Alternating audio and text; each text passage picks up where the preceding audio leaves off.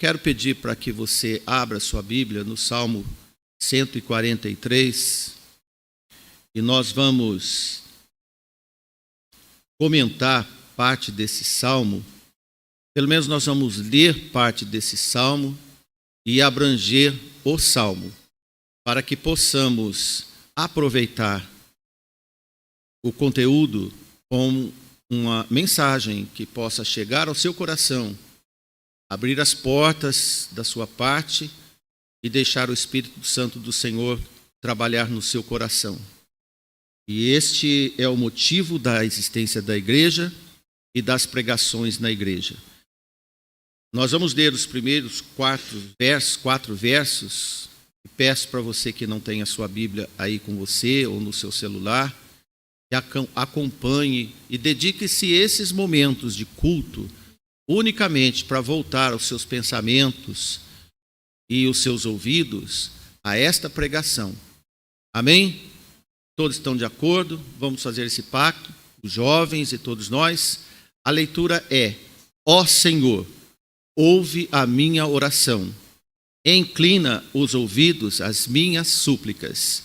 Escuta-me segundo a tua verdade e segundo a tua justiça. E não entres em juízo com teu servo, porque à tua vista não se achará justo nenhum vivente. Pois o inimigo perseguiu a minha alma, atropelou-me até o chão e fez habitar na escuridão, como aqueles que morrem há muito tempo. Pois que o meu espírito se angustia em mim, e o meu coração em mim está desolado. Oremos. Amado Deus, nós te agradecemos, te rogamos e pedimos neste momento que o Senhor nos dê sabedoria, conhecimento, capacidade para poder explicar a sua santa palavra. E que todos os ouvintes presenciais e também ouvintes nas redes sociais possam abrir seus corações e dar um tempo da sua vida para ouvir a sua santa palavra. Em nome de Jesus, nós te agradecemos. Amém.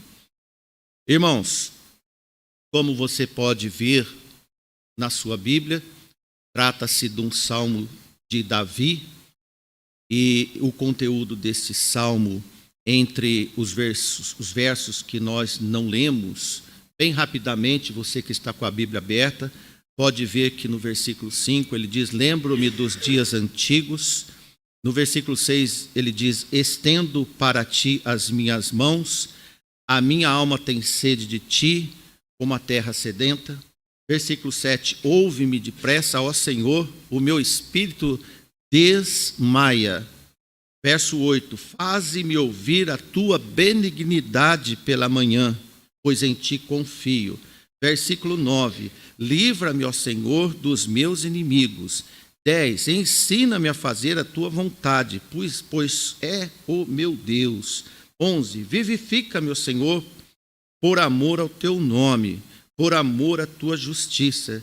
Tira a minha alma da angústia. Versículo 12, e por tua misericórdia desarraiga os meus inimigos e destrói a todos que angustiam a minha alma, pois sou teu servo.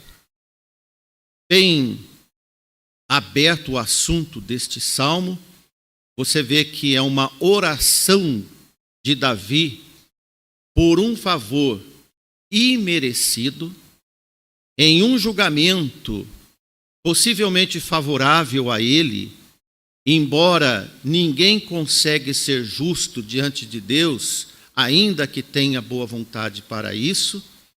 E Davi também aproveita desta oportunidade para queixar-se dos seus inimigos, como sempre são impiedosos, diante de um Davi com boa vontade, mas também injusto. Inimigos impiedosos e um homem injusto, segundo o que ele via no seu coração. Diante desse cenário tão nebuloso, tão triste e sem saída, é que ele vai recorrer a quem ele tinha como seu Senhor. Esta é uma oportunidade única que nós temos na vida de pedir socorro a quem tem capacidade para nos acudir. Amém? Se você está nesta noite, presente na igreja, nos ouvindo, e tem dificuldades, sente incapaz, tem certeza que é incapaz além do sentimento, tem a necessidade de uma ajuda acima da sua capacidade, precisa tanto de Deus, quer ser ajudado, a oportunidade é de conhecer melhor esse Deus que pode fazer por você, além daquilo que você possa imaginar. Porque os salmos escritos na Bíblia, que é o inário dos judeus, para nós serve como excelentes para mostrar as nossas fragilidades. Eles ajudam a faxinar, fazer limpeza com exatidão e tirar de nós resquícios de orgulho que possamos ter. Davi auto se rebaixa olhando nesse espelho da vida e suplica ajuda ao Senhor. Durante a sua humilhação, o Senhor tem campo aberto para nos transformar e nos ajudar. Irmãos, no primeiro verso nós encontramos 3 verbos. Inclina, primeiro, ouve, inclina e escuta-me. Apenas um discernimento desses 3 verbos. Ouvir é um processo de audição mecânica que nós temos. É o sentimento de receber informação como você está recebendo agora. Você ouve. Inclinar é dar atenção. É como ele dizendo, Senhor, pende para o meu lado. Dê ouvido exclusivos para mim. E nós vemos o último verbo que ele coloca neste primeiro verso, escutar. Escutar, meus irmãos, é receber a informação ouvida, ouvir, bem ouvida, inclinado, e depois de prestar esta atenção, refletir sobre o que o servo pedia, assimilando as orações, as súplicas, para então Deus poder aplicar a justiça. Amém? Diante dessa informação que você está tendo, não adianta você querer ter um bate-papo com Deus. Antes de tudo, prestar o louvor com reverência é pedir que o Senhor ouça a sua oração e que Ele inclina os seus ouvidos para o que você está falando, para as suas súplicas, e que Ele, escutando todas essas informações, segundo a própria verdade de Deus, segundo a sua própria justiça, então Ele possa estender a mão para você. Desta forma, neste salmo, Davi inicia clamando a Deus uma certa diminuição misericordiosa dos seus pecados, para que Deus não considerasse todos os seus erros e fizesse uma composição, um dossiê da vida de Davi, e que esse peso seria tão grande que a justiça merecida para ele era não ter perdão algum. E é o que ele mantém-se certo disso. E ele suplica ao Senhor, isso está no verso 2, para que o Senhor abatesse essas dívidas dele, amenizando as suas dívidas e relevasse os seus pecados e aplicasse um perdão, embora sem merecimento. É o perdão imerecido. Amém, irmãos? Se você se encontra igual Davi, nos termos de Davi como pecador, obviamente você vai se interessar por esta pregação. Então ele pede para que Deus não repare tanto os seus pecados, porque ele tinha consciência de que seus pecados eram demasiadamente altos. Que o Senhor fosse exercer um julgamento de fato na vida dele, que embora pudesse ser detalhado, e que se Deus fosse usar toda a justiça de um réu merecedor, não sobraria ninguém nesta terra sem ser condenado. É o verso 2. Não haveria livramento de gente alguma sobre a face da terra, e ele estava entre essa multidão.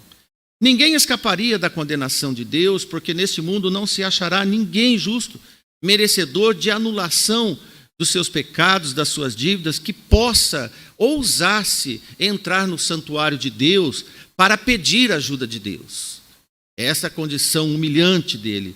Nesses instantes conscientes deste homem de Deus, é que percebemos como são acionadas as misericórdias de Deus. Esta é a novidade que Deus nos dá, as suas misericórdias, como encontramos nas lamentações do profeta Jeremias.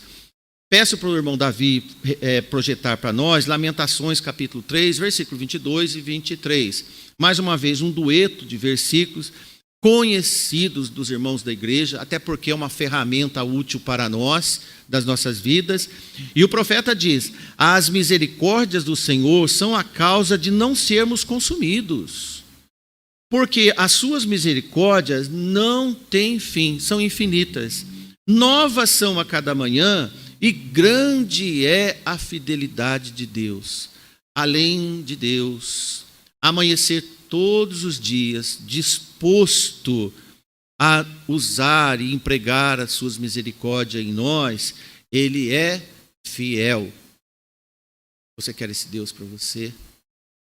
Se você faz parte daqueles que tem certeza consciente de que não merece nada nesta vida e que não possui argumento algum diante de Deus, que você possa se justificar, a não ser clamar e calar.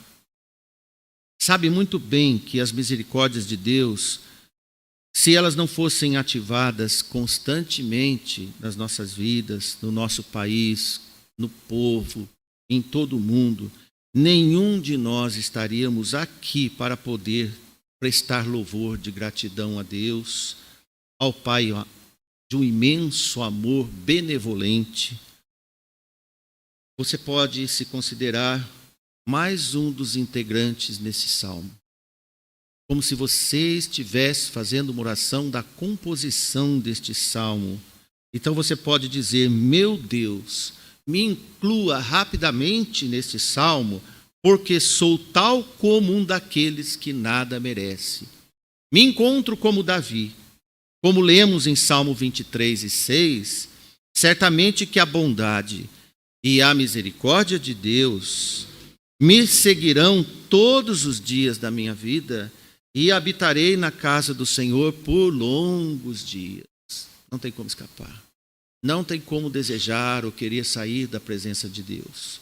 De forma que, com esta gratidão diária e apego ao Senhor, devemos estar constantemente prestando cultos ao nosso protetor.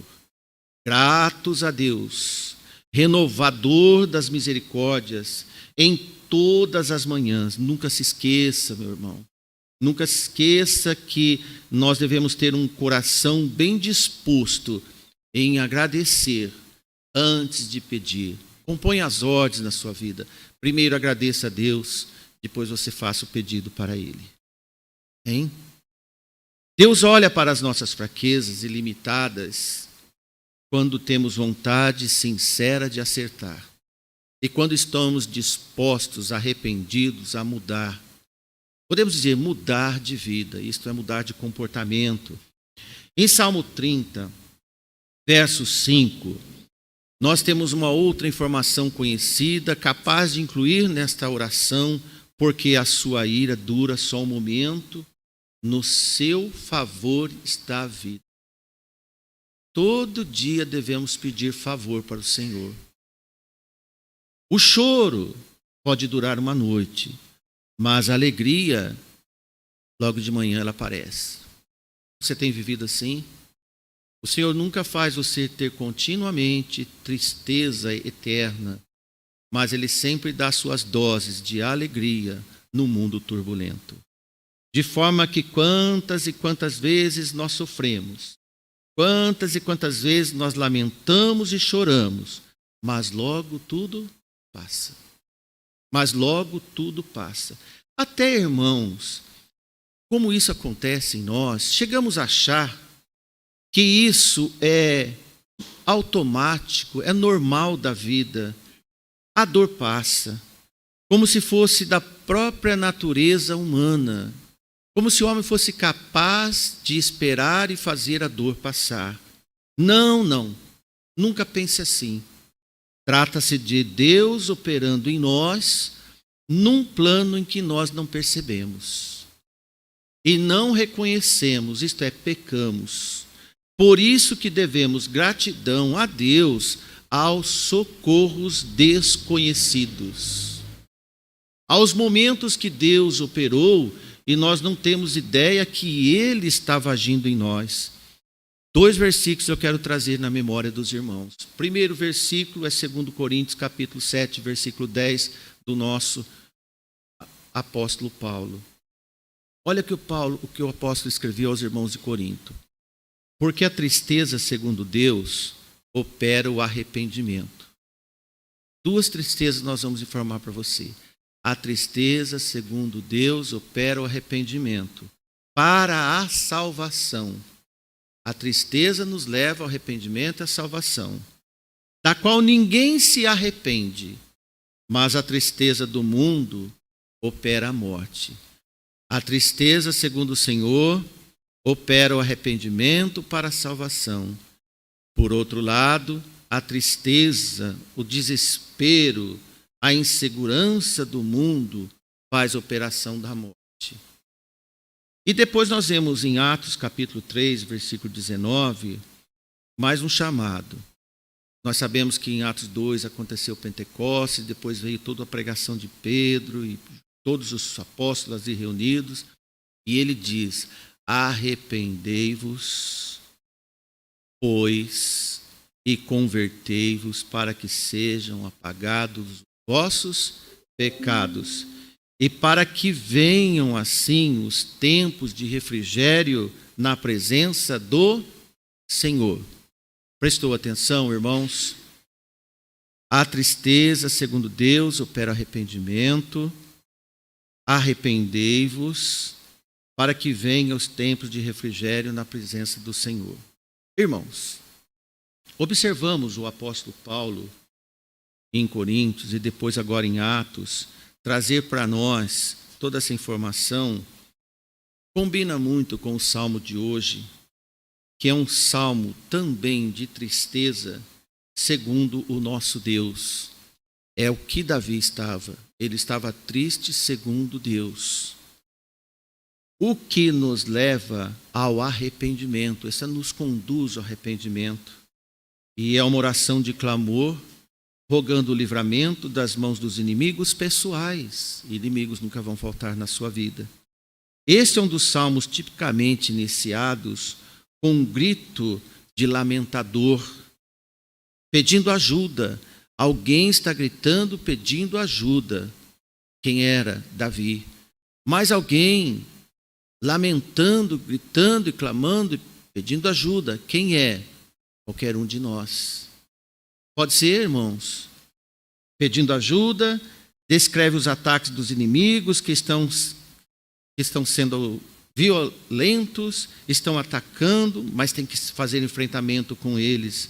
E não temos armas para enfrentar os inimigos se Deus não nos dar as armas, que está disponível em Efésios capítulo 6.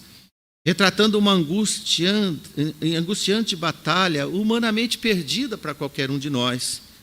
E que sem a ajuda de Deus, certamente qualquer um de nós sucumbiria diante do inimigo impiedoso. Os homens não têm piedade de nós, mas o Senhor é misericordioso e piedoso. Amém, irmãos? Usualmente, os escritores desses salmos de lamentações, como nós vemos esse Salmo 143, aparecem suplicando contra os inimigos para depois terminar o salmo no ponto alto do louvor e agradecimento. Ou pela oração respondida, ou porque o autor cria que Deus divinamente responderia e atenderia, mas ele ia esperar o atendimento de Deus. A nossa vida está em aberto nessas circunstâncias. Algumas coisas Deus responde, algumas coisas Ele deixa aberto, mas nós não podemos perder a esperança que Deus vai responder todas as nossas necessidades. Amém? Leamos, por exemplo, o Salmo 31. Esse salmo também tão comum entre os salmos dos aflitos e envergonhados dos pecados. Aqui nós notamos, nesse outro salmo de Davi, vamos ler a partir do verso 9, quando ele clama: tem misericórdia de mim, ó Senhor, porque eu estou angustiado.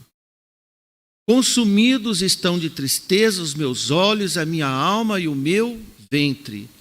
porque a minha vida está gasta de tristeza, vida gasta de tristeza, e os meus anos de suspiros, e a minha força descai por causa da minha iniquidade, e os meus ossos se consomem. Fui opróbrio, isto é, a vergonha, a má fama, entre todos os meus inimigos. Diante dos meus inimigos era uma vergonha para eles, e até entre os meus vizinhos, que provavelmente não eram tão inimigos meus, mas eram observadores. E horror, coisa que dá medo, para os meus conhecidos. Então ele tinha 3 categorias: os inimigos, os vizinhos e os conhecidos. Todos nós temos, mas todos eles têm o mesmo sentimento de inimizade conosco. O que resta, irmãos? Resta o Senhor. Resta o Senhor, essa oportunidade. E aí ele termina no versículo 11 dizendo: e os que me viam na rua fugiram de mim. Não sobrou ninguém. Estou esquecido no coração deles, até quem eu achava que era meu amigo. Como um morto, sou como um vaso quebrado. Vaso quebrado, irmão, ninguém quer, não presta para nada, a não ser ir para o lixo. Aqui ele diz o seguinte: eu sou um lixo. Diante de todos, quando eu olho, só tem o Senhor para me ajudar. Se você veio na igreja orgulhoso, é melhor você sair como um lixo, como um vaso quebrado, para Deus poder operar na sua vida. Deus não opera no orgulho, Deus opera em vasos quebrados. Deus opera em vasos quebrados. Esse Salmo 31, segundo o salmo do nosso sermão de hoje, é uma exposição tão nua da miséria humana, da degradação humana. E Davi se declara com uma alta dose de lamento sobre a realidade de ser um homem fracassado, do seu fracasso pessoal, por causa da sua iniquidade. Vamos abrir uma derivação de sinônimos para iniquidade, irmãos? Porque nós falamos do iníquo.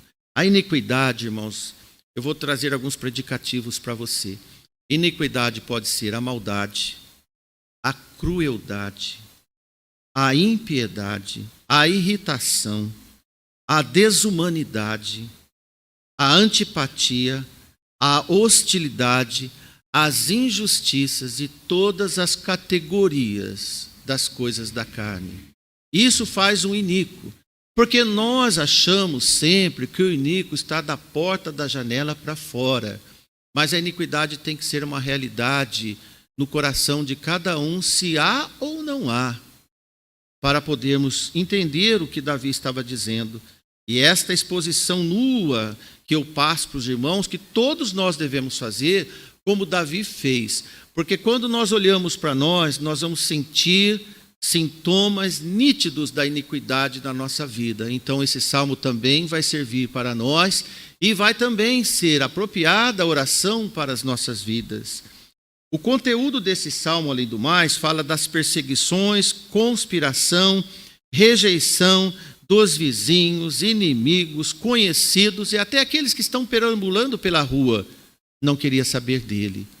Isto é, solidão e abandono total. E este apavoramento demonstrado ajusta bem nos dias de conflito com o rebelde filho de Davi, Absalão. Nós não temos a certeza porque esse salmo não identifica qual era a iniquidade que ele tinha. Mas, irmãos, é triste a derrota de um pai e de uma mãe quando há filhos trabalhosos, como Davi tinha e seu filho Absalão. Filhos que decepcionam os pais. Cá entre nós, irmãos, quando a decepção vem da nossa própria prole, dos nossos próprios filhos, quando eles não respondem às orações que nós sempre fizemos. Alguns de vocês que estão aqui foram frutos de orações antes de nascer. E observe que Davi estava neste domínio. Ele não dormia, como qualquer um de nós, não sorria mais. O choro era uma canção diária de puro lamento. Era só olhar para Davi e via que alguma coisa estava de errado na vida dele. Do amanhecer ao entardecer, todos que passam por essas tragédias familiares, pessoais, não pode ser mais fraco que os próprios filhos. Não pode ser mais fraco que os filhos que trazem tanta decepção e lamento. Quando algum pai, uma mãe promove o apoio aos seus desvios, porque Davi fez com Absalão.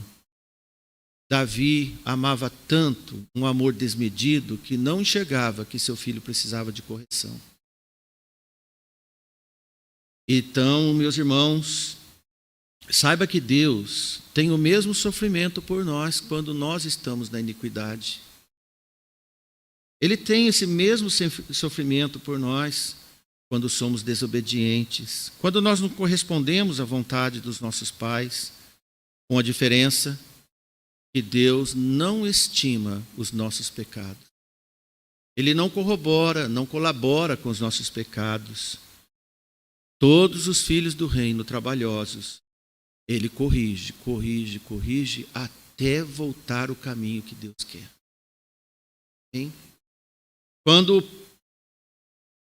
a Davi e todos os seus erros de reinado, erros de pai, mesmo assim, Deus olhou para a sua dor, a sua miséria e o atendeu.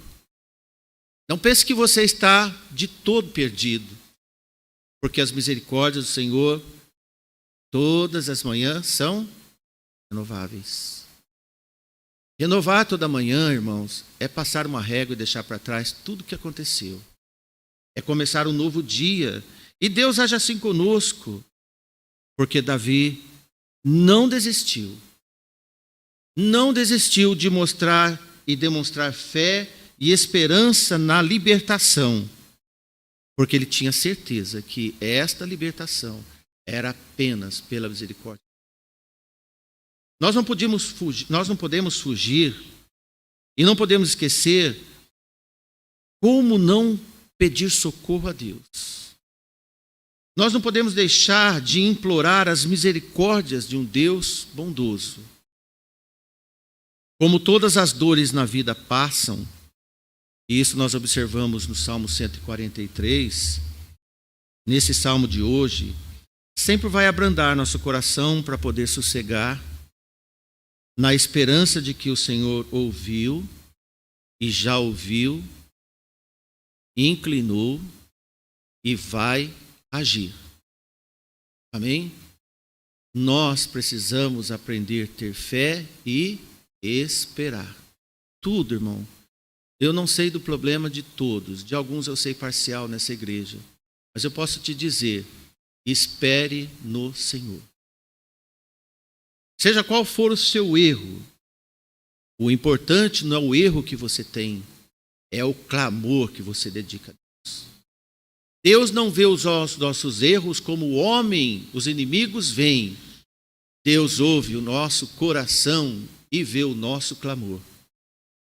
Deus atua no clamor, não no pecado.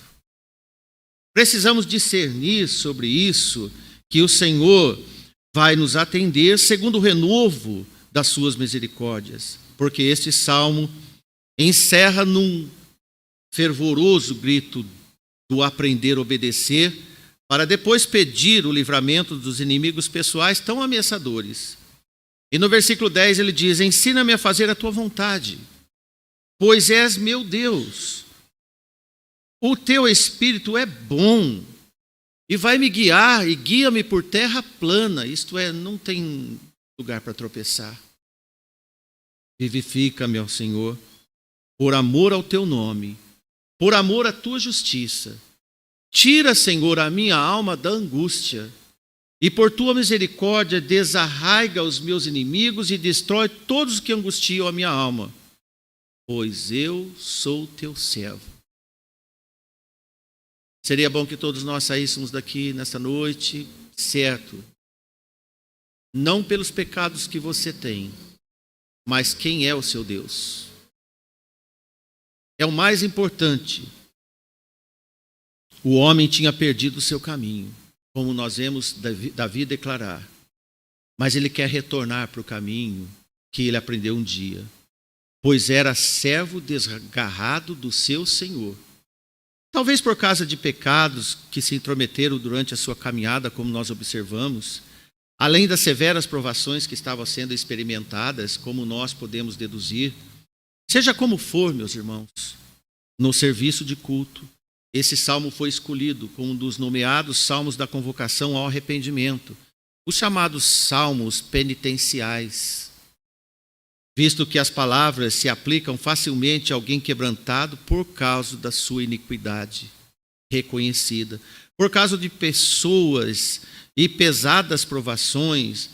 Ele ainda buscava o seu alívio, ainda que só ele e Deus, mais ninguém.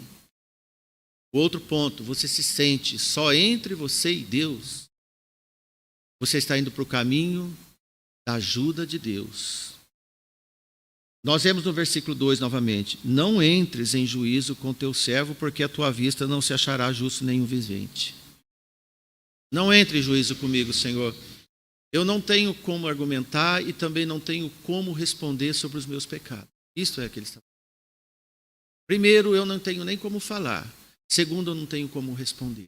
Então não entre em juízo comigo, porque eu não sou o único, mas dentre todos eu não sou melhor que ninguém e eu estou entre eles.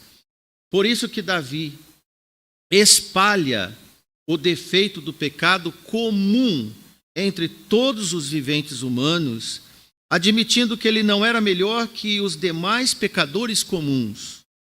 Isto é importante para não se sentir injustiçado por algum mérito. Está vendo, irmãos? Quando nós não encontramos entre todos os pecadores, nós queremos ter mérito diante de Deus. Nós entramos no templo de Deus com argumentos. Deus não quer argumentação, Deus quer arrependimento.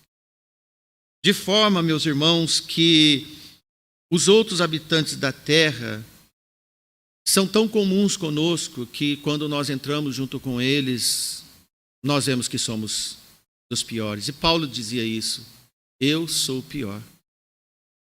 De forma, meus irmãos, ele era um comum, ele não era melhor. Embora Deus o chama de alguém que andava segundo o seu coração, como nós sabemos, você sabe que a Bíblia diz, tanto no Novo e no Velho Testamento, que Davi era um homem que andava segundo o coração de Deus. Mas ele nunca se orgulhou desse título.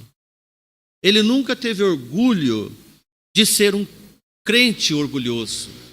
Você pode ver que Davi ele só diz: eu sou servo, eu não sou rei. Isso é importante para nós quando nós temos essa informação. Assim é que ele possui um senso inferior aos demais, mas um senso superior do seu pecado. Percebe? Um senso superior do seu pecado em relações a tudo e a todos, inclusive das perturbações recebidas. Reconhece que os seus desassossegos também podem ser consequências das suas próprias limitações e fraquezas. Então eu sou o mais fraco. Reconhece que precisava mais para ter acesso a alívio e segurança. No versículo 10 ele diz: ensina-me a fazer a tua vontade. Eu quero aprender. E é na lealdade constante a Deus, das misericórdias que Ele pode aplicar em nós. Em resposta às nossas orações, quando nós confessamos o que nada somos. Em Hebreus 10 e 23, mais um dueto de versículos. Em Hebreus, o escritor diz: retenhamos firme a confissão da nossa esperança, porque fiel é o que nos prometeu. Retenha você, porque a promessa é de Deus. Amém? 1 Tessalonicenses 5:24, Paulo escreve: fiel ao que vos chama, o qual também o fará. Se você associar esses dois versículos, nós vemos em Hebreus fiel o que prometeu. E depois nós vemos em Tessalonicenses fiel ao que nos chama. de forma que, como nós já lemos, que as misericórdias são renovadas a cada manhã, grande é a fidelidade de Deus conosco, porque Ele é fiel. Amém, irmãos? Apenas na comunhão com Deus é que o equilíbrio e segurança são cedidos para Ele novamente. Isso chama-se restauração. Serão confirmados pela fé naquele que prometeu. Irmãos, fidelidade agrada a Deus, porque Ele é fiel.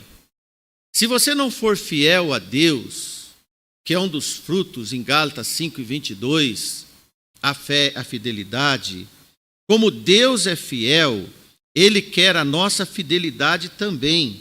Aprendemos em Hebreus 6 que sem a fé é impossível agradar a Deus. Sabe por quê, irmãos? Porque Deus é fiel.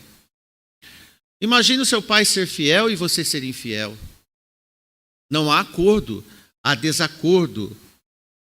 Para concluir esse sermão de hoje, e que toque no coração de cada um de nós, nós ouvimos o escrito de Mateus, este homem que se entregou ao Senhor, quando ele relatou o sermão da montanha do Senhor, ele escreve que Jesus considerou os misericordiosos e também os necessitados de misericórdia. Misericordiosos e os que necessitam de misericórdia. Olha, a pauta principal de uma das razões de Deus para nós são as suas misericórdias. Amém? E Jesus escreve em Mateus 5:7, bem-aventurados os misericordiosos. De quem nós aprendemos misericórdia? Não é da nossa natureza humana. Aprendemos de Deus, porque eles alcançarão misericórdia. Olha, uma novidade, Jesus disse que misericórdia se alcança. Quando a palavra alcançar, é como se alçar, está acima de nós, mas tem acesso. Jesus nos dá o acesso. Olha, irmãos, quando nós vemos, não podemos ser duas pessoas, uma que tem misericórdia e a outra que precisa de misericórdia. Não pode ser duas pessoas.